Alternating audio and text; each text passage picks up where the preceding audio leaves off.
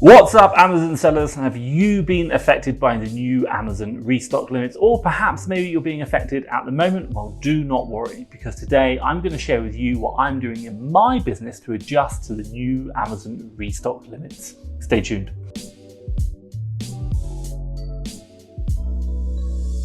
Right, if you don't know who I am, my name is Thomas Parkinson and I've been selling on Amazon now for 4 years in the UK marketplace, and right now I'm on a mission to do £1 million by the end of 2021. If you want to see more about that journey and perhaps maybe how you can smash it after the restock limits, check out the video up here where I document everything about it, and hopefully I can share some top tips with you. But hey, enough about me, or well, actually this video is about me. What are we going to be talking about today?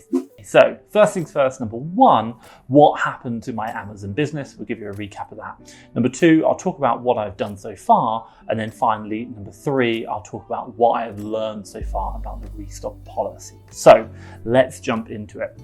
Okay, so first things first, number one, what happened to my Amazon business? Well, look, normally my team and I would, should we say, hold about, 12,000 units of stock in Amazon's warehouses. But this was until the Amazon restock limit happened, where we were limited to just 6,000 units. Now, this was a real challenge because, hey, we always have a large number of units that we purchased, which are being sent, should we say, from the supplier to the warehouse and the warehouse to Amazon. And now, basically, what we had was a limit of 6,000 units, when that was what Amazon was allowing us to store, when we actually held 12,000 units in their warehouses. Now, as a result, they stopped accepting any more of our stock, and we couldn't ship anything in. And then also, in addition to that, our prep center, our warehouse, they can't hold much stock. And so we had a lot of stock which was due in from the supplier, about £20,000 worth. And then in addition to that, we had about £20,000 worth in the warehouse, which had to be shifted to Amazon, but Amazon were obviously no longer accepting our goods. So, oh my God, absolute pain. Now, things were not looking good for us. So let me share with you the stock situation as it was when the restock limit was introduced. I'll drop a screen share around here. Okay, so look, after Amazon introduced the restock limit, and obviously you can see my maximum inventory level, 6,000 units there, or roughly that. What we also knew, again, was that the prep center was already quite full. We got a lot of stock going in and we got more stock coming in. And what do? Well, we decided that my purchasing team and my sourcing team should stop sourcing and purchasing any more stock. Now, that was like dire. You are stopping your business pretty much. And it was this time we had an emergency meeting. So what did we do in that meeting? Well, we reviewed the situation and we could see that we were selling between, should we say, 300 and about 500 units per week. And with us having over 4,800 units to clear from Amazon's own warehouses before they would allow us to send anything in again, we worked out that it would take between 10 to 16 weeks before we could actually start shipping in any more goods to Amazon's warehouses, given the current rate of sales. Now, given the situation and the fact that we would not be able to purchase any more stock for, say, 10 to 16 weeks, and at the current, or should I say, given at the current rate of sale, we decided to reduce our prices. And this was to get more stock sold, which would allow us to clear this backlog of excess units quicker. Now, we forecasted, remember, it would take between 10 and 16 weeks to clear the backlog of stock so that we could start shipping in again. And what does that mean? We had to be quite aggressive on our pricing. The question you might be asking is, did we manage to clear the backlog of stock? Well, long story short, yes, we did. And we were so aggressive on our pricing that what should have taken 10 to 16 weeks only took us 1 week. Now, what I will say is that the sales were insane, £75,000 pretty much in 1 week. But the profit, well, let's just say that we didn't make a loss, but we certainly didn't make very much either. And if you looked at our P&L, you'd be quite shocked. Now, a quick question for you guys. You are obviously watching this about the restock limits, so I'm interested to hear, what are you doing about them? Or even if you've had to react, maybe like me, what did you do? Let me know in the comments down below. I'm really interested to hear how you handled the restock limits. Okay, so this leads me nicely on to number 2. What have I done so far? Well, quite simply, let's just kind of give a roundup of what actions we've taken so far. So to manage the new restocking policy, the first thing I did was to study the restocking limit and the policy itself. Now, every Amazon seller has their frustrations on how Amazon calculates the limits of restocking policy or the capacity for the restocking. Now, what I did was I had a couple of calls with quite a few sellers within the UK, and we talked and watched about their different Amazon selling accounts and trying to understand how the restocking policy was being calculated. Now, along those conversations, what I observed was that the amount of allotted space was changing every single week. And actually, at the beginning, it was changing quite rapidly. Now, we think that what I saw was that the metric days in inventory had a correlation to the restock capacity. So in particular, what we saw was that when those people had a days in inventory, and if you want to know where this is Seller Central inventory and inventory planning, and you'll see days in inventory. What we saw was that when people had a days in inventory of more than 60 days, this is for the UK by the way, they would generally be at the limit of their maximum inventory. But if they were under 60 days, then they would be below that limit of the restock limit. And for us, I think at the time, we were way over 60 days. Now, like I said before, we set our prices low to give us space in our restock capacity. Now, the reason why we did this is because we obviously had to clear that stock. We were selling just not enough units. We had to get it cleared. And remember, if we did it in 1 week, it should have taken 10 to 16. Now, as you can see on the third column of that overlay, which is the number of units we have in Amazon fulfillment centers, as we set the prices very low, the more units we sold after 5 days, we started to see an increase in our maximum inventory level. Now that's the 5th column, so have a look over that. Now we continued this method of selling through stock, and at the end of May, we had a maximum inventory level of about 11,800, 900.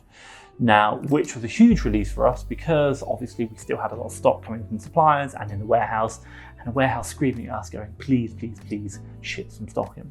Now look, one thing which we encountered, or should we say we discovered, that obviously as a result of the restock limits being in place by Amazon, and as a result of us having to drop our prices, obviously to get the stock shifted, what we noticed was that beforehand, for certain lines that maybe would normally sell at a certain price, they'd take a lot longer to sell, but now we're selling a lot quicker.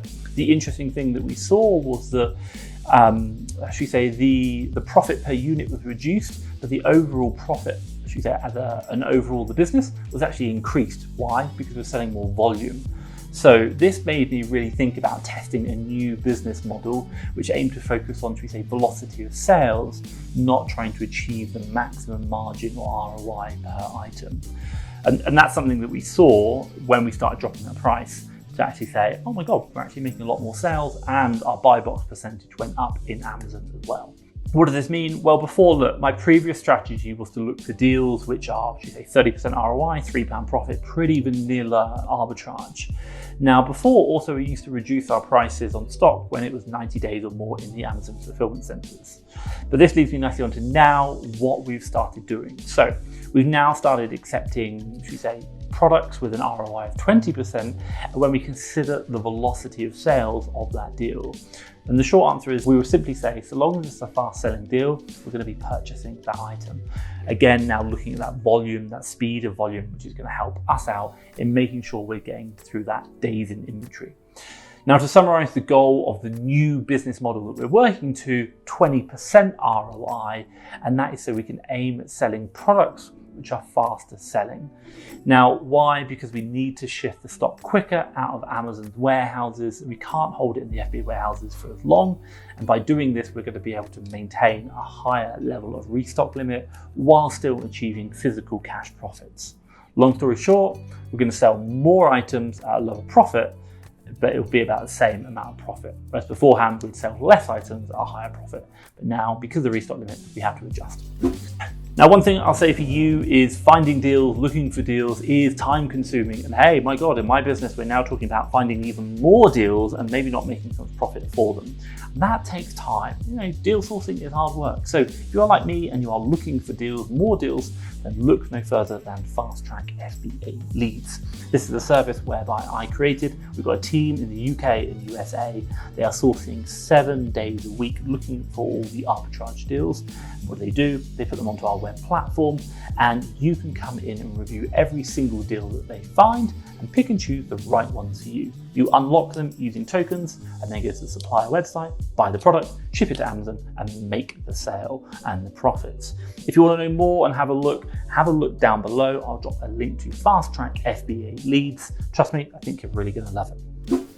Okay, so this leads me nicely onto number 3. What have I learned so far about the restocking policy? So look, so far after all my observations with the restock levels and talking with other Amazon sellers about their accounts, here is what I believe. So first things first, number 1, I believe that Amazon is adjusting what's known as the total space, the inventory, which is then divided by all the FBA sellers based on the volumes, units per week that they're selling. Some kind of metric about that. Why? Because we're seeing it's changing quite regularly on a weekly basis, even if your sales velocity remains the same. Now, number 2, this would also lead me to believe that it is a bad idea to sit with your inventory or your restock level at or near the maximum restock limit. Why? Because at any time, Amazon could tweak the global value down, and as a result, you're now going to be over. Now, number 3, when you don't have space left in your restock capacity for Amazon, and one thing we have seen is that when Amazon, or should you say you are shipping a shipment to Amazon through UPS, Amazon have and will cancel those shipments, and then you need to arrange for UPS to return them to you. That is just an absolute hassle. Now, long story short, what am I saying? Hold less stock in Amazon. Do not use them as a holding center. They are a fulfillment center. And why? Because this is so that any small changes in the restock limits don't affect you. Now, what I will say is also note that if you are now over the restock limit, Amazon can and will cancel the UPS shipments into the warehouses if they want to. That was a really big shocker to me. If you say 1 week someone was under, they sent the shipment in, the next week or the next day they were now over, that shipment got cancelled. Like, what the hell's going on? Thanks, Amazon. Okay, there is no solution to the restock limits right now, but what I will say is you do need to adjust to it. But if you want to know more about the restock limits, what I'll do is drop a video around here, what is basically defining what the restock limits are and how we understand they work. But hey, if you liked this video and found it useful, give me a big thumbs up. And hey, if you want to watch more videos like this, do hit that subscribe button down below. That's the subscribe button down below. But for me, Thomas Parkinson and FastTrackFBA, thank you very much.